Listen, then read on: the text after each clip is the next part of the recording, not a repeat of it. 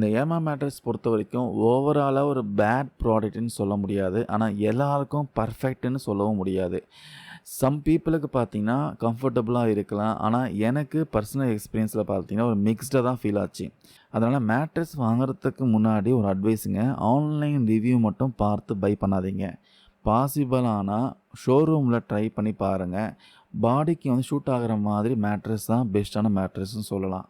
இந்த mattress use பண்ணதுனால எனக்கு இந்த பேக் பெயின் ஃபீல் ஆச்சு. அப்புறம் லோவர் பேக்ல பெயின் இருந்துச்சு சொல்லலாம்.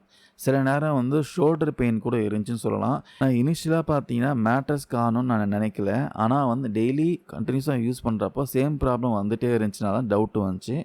அதுக்கப்புறம் நார்மலா நான் பாய் யூஸ் பண்ணி படுத்துட்டு இருந்தேன். அதில பார்த்தீங்கன்னா எந்த ஒரு பெயினுமே இல்ல எனக்கு.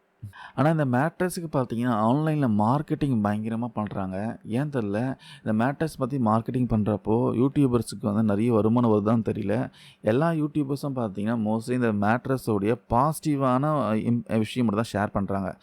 நெறைய பேர் அந்த மிக்ஸ்டான ரிவ்யூவுக்கு வரும். அப்புறம் நெகட்டிவ் ரிவ்யூக்கும் ஷேர் பண்ண மாட்றாங்க. நானே இந்த மேட்ரஸ் வாங்குறதுக்கான முக்கியமான காரணமே, ஆன்லைன் நெறைய இந்த யூடியூப் சேனல்லாம் ப்ரமோட் பண்ணத பேஸ் பண்ணி தான் நானும் வாங்குனேன். பட் எனக்கு அது ஷூட் ஆகல சொல்லலாம்.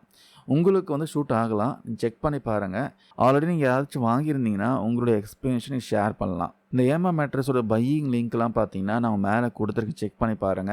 ஆக்சுவலி இவங்க 100 டேஸ் ஃப்ரீ ட்ரையல் குடுத்துருக்காங்க. நீங்க 100 டேஸ் வரைக்கும் நீங்க யூஸ் பண்ணி ரிட்டர்ன் பண்ணீங்கன்னா, அதுக்கு ரீஃபண்ட் கிடைக்குமான்னு கேட்டீங்கன்னா, கண்டிப்பா அது ஒரு கேள்விக்குறி தான். நான் 1 வீக் யூஸ் பண்ணி ரிட்டர்ன் பண்ணதுக்கே நான் பட்ட பாடு ரொம்ப கஷ்டமா ஃபீல் பண்ணேன். நீங்க மோர் தென் 1 வீக் மேல போச்சுன்னா, அதுக்கு ரீஃபண்ட் கிடைக்குமான்னு கேட்டீங்கன்னா, அது அந்த அளவுக்கு நான் உறுதியா சொல்ல முடியாது. ட்ரை பண்ணி பாருங்க. இந்த வீடியோ